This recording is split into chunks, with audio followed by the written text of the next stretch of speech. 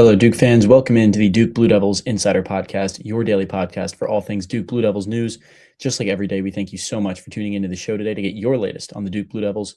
My name is Hugh Strain, your daily host, as well as beat writer at Duke Blue Devils on SI. Happy to chat with you guys today as well as every single day about the Blue Devils. So by the time this podcast goes live, the NCAA transfer portal is officially open. Over 1,000 players have already entered. Going to be more portal chaos in this NIL era, probably another record broken of number of entries. It has really been broken each season that the NIL era has kind of ramped up. So the transfer portal will be open on April 7th. The time this podcast airs, it will be open until April 21st, about a 2-week period, which is 2 weeks shorter than last year's period to enter the portal.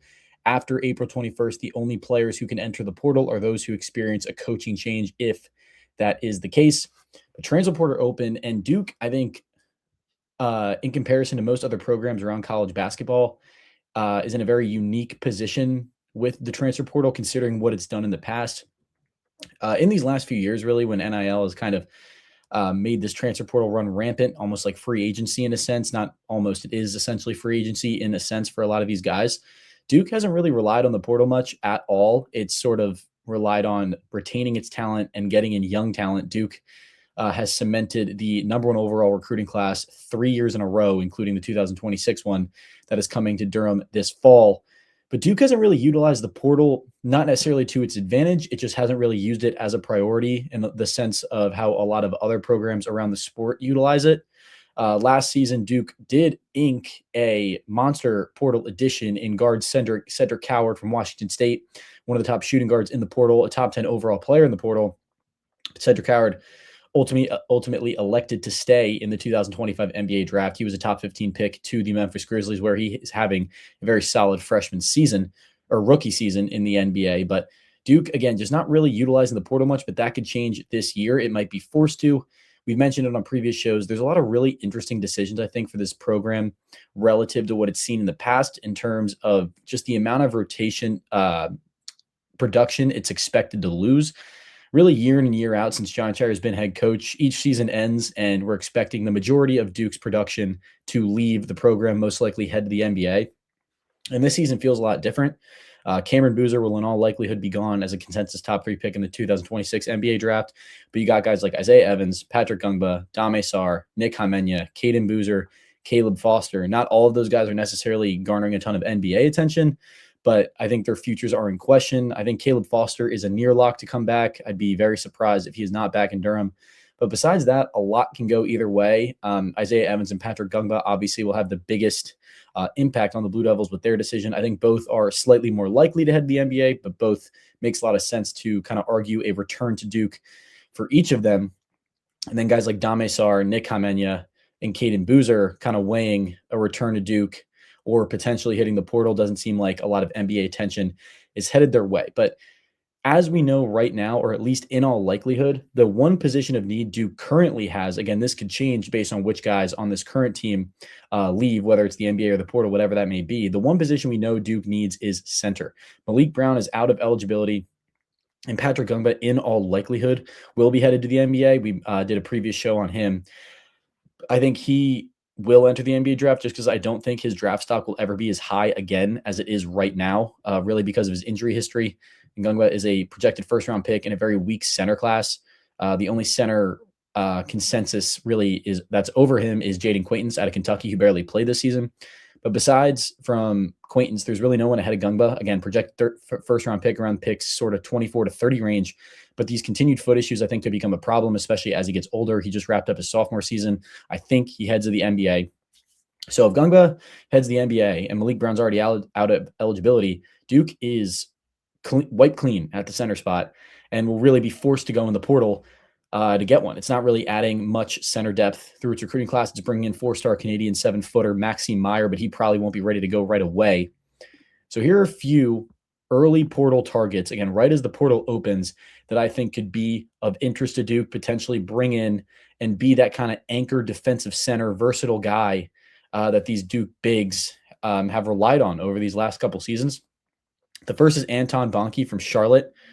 Was one of a very early entrant into the portal, currently the number 7 center in the transfer portal, according to the 247 Sports transfer rankings. So he was at Charlotte this past season, began his career at the JUCO level at Eastern Arizona College, played 2024-5 season at Providence, kind of had a breakout season really as a defender with Charlotte this past season, averaged 10.6 points, 8.3 rebounds, and a block and a half a night on 57.6% shooting from the field. Again, 7'2", 260 pounds. Even with Gungba last season, Duke lacked that kind of big, long defensive anchor down low. Gungba was extremely impactful defensively by the numbers, one of the most impactful centers in all of college basketball, but didn't have that length. I think if Duke can get back to that 7'2" sort of, Bonke is nowhere near the athlete that Kaman Malawach was, but he's got good footwork at 7'2". He's an elite rebounder. He's an elite shot blocker. And, could be a very interesting development for this Duke team coming from the mid-major level. Won't really need him to score much, really would probably be there for pick and roll situations. Again, he has good footwork, but mainly for his defensive capabilities. He's an elite defensive anchor. I think Anton Bonke out of Charlotte is an early name to watch. The second is a much more prominent name. It's Somto Cyril from the University of Georgia, 6'11", 260-pound tank.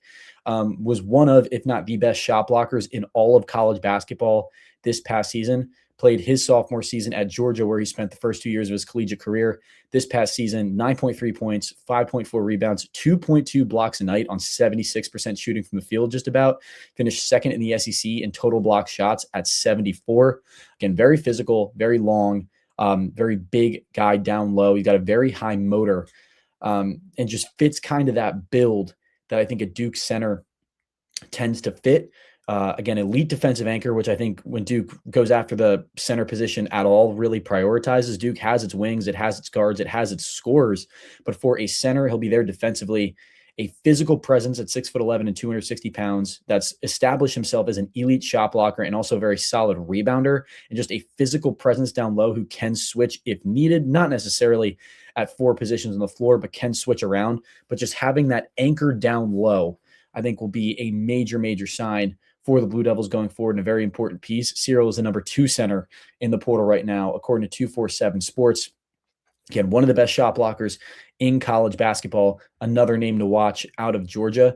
And the third is a bit of a different sort of archetype of player, but one I think, bodes well for the Duke program. It's Drew Fielder from Boise State. He's not just necessarily kind of the defensive anchor with a limited offensive game like Bonke and Cyril are, but he's a really, really good three-point shooter. Drew Fielder spent this past season at Boise State after spending time at Georgetown, averaged 14.7 points, 5.7 rebounds, and 1.3 assists on 54.7% shooting from the field and 40.9% from three on 2.9 attempts from three a game at 6'11" and 225 pounds. So Patrick Ngungba sort of developed not necessarily a three-point shot, but a willingness to take a three-point shot this past season. He made 8 threes as a sophomore, attempted just 1 total as a freshman. But I think having that three-point big that can stretch the floor really offensively for Duke really, really helps this team out. And really kind of changes the way it can game plan offensively. Fielder isn't necessarily the defensive presence that Cyril or Bonke was down low. He's more of an offensive guy, but a guy that can move around. He can switch defensively probably better than either of Bonke and Cyril can, while also being not only a willing three-point shooter, but a true three-point threat. Again, at 6'11", shot 41% from three just about on almost 3 attempts a game. I think just having a guy like that for the Blue Devils really transforms the offense and what it's able to do. I think it's a really important piece, especially for next year's Duke team that's probably going to get a lot smaller relative than what it's used to this year.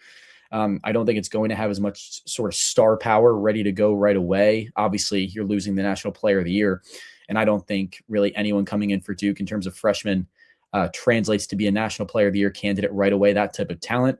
But I think Drew Fielder is a bit of a sleeper name to watch. He's a top 5 center in the portal right now, according to 247. Not necessarily a prototypical Duke big, but a guy that I think could really bode well for the Blue Devils.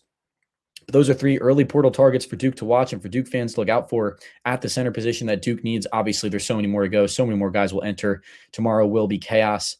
Keep following that transfer portal and make sure to check us out at si.com/college/Duke to keep track of everything going on with the Blue Devils in the transfer portal. That is going to do it for us here today at the Duke Blue Devils Insider Podcast. Just like every day, we thank you so much for tuning into the show today to get your latest on the Duke Blue Devils. Once again, my name is Hugh Strain, your daily host, as well as beat writer at Duke Blue Devils on SI. I'll see you tomorrow.